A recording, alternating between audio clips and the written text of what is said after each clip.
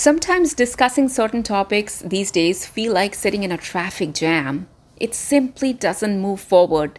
People keep going in cycles but never reach a conclusion. When this happens, it's usually because we do not have clear definitions and terms for the words that we are dealing with. So in this video, I'm going to share with you 3 words that are going to help you get out of these deadlock situations and help your conversations move forward and move towards a mutual agreement, a solution, a conclusion. If you like upgrading your communication skills with little things like this from time to time, then do subscribe to this channel and let's get going. Number 1, semantics. Semantics are the way you define words. And a lot of times, people are stuck in a conversation and a debate without first defining the words properly. Have you ever seen a legal document? You will see they will always start with defining the most obvious words. Tenant, what is a tenant? A tenant is this, a landlord is this, and then they will get into the nitty-gritties of the agreement. So if the lawyers are doing this, it's safe to say that is the place we have to start. Are you defining your words properly? I mean, look at the abortion debate. One side is calling it a clump of cells.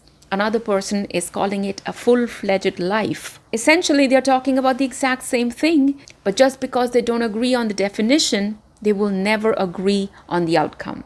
So how do you know that there is a problem of semantics in a conversation? One of the ways of knowing it is to see whether the meaning of the term has changed over time and people are stuck in different time zones while defining that word. In order to move the conversation forward, you both have to admit that the word has not been defined properly, or at least not defined mutually.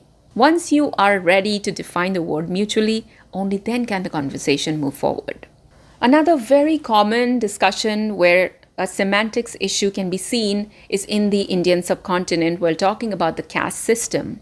Now, some people will say there is no caste system, and some people will say there is caste system, and some will say it's not the caste system, it's the Varna system. Some people will say it's a social issue, some people will say it's a religious issue. The discussion doesn't really move forward because we've not been able to decide what it is that we're talking about. There is a semantics issue here. So you see, the problem here is not even of discrimination. The problem here is of how you define that discrimination, and people are not agreeing over that definition. Number 2, pigeonholing.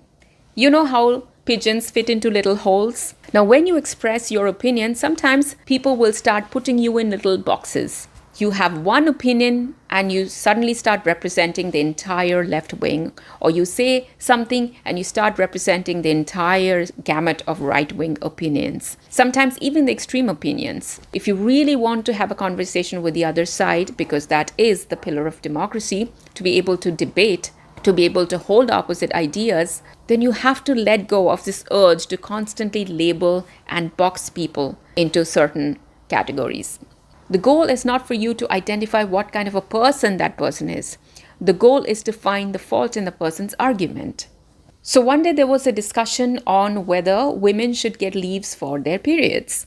Then I asked, why will then a small business want to hire a female employee, because now they have to guarantee them certain leaves, which they don't have to if they are hiring a male candidate. And the instant reply that came was, you're coming from a place of privilege. As if I'm not a woman, as if I don't have to work those 2 days as well. It's very easy to label a person privileged, but that does not really answer the question. Pigeonholing is very easy to detect because people will instantly call you names without giving you the answer. Then the way to handle that will be, well, what you're doing here is pigeonholing. The conversation is getting switched to my background or who I am, and not the question I raised. Number 3, moving the goalpost. Sometimes conversation will keep going in circles because the moment you answer one thing, the other person will move the conversation to another thing. This is called moving the goalpost. A husband and a wife will have a fight, and the husband will say, okay, but I've done this. And the wife will say, you've done this, but you didn't do that, and switch the goalpost. And vice versa, it happens both ways. That is moving the goalpost. The problem with not addressing the real issue is that it keeps coming back. There's no getting rid of it. It's like a weed. So weed out these faulty logics from your life with the help of these simple, smart words. I hope you found this helpful. If you did, please do like and subscribe to this channel. It's a brand new channel, and every new subscriber means so much to me. So thank you for the support. And I really hope that next time you're in the middle of a conversation where things are not going anywhere, you're able to apply one of these ideas to finally understand the problem where the conversation is getting stuck and then unstuck it.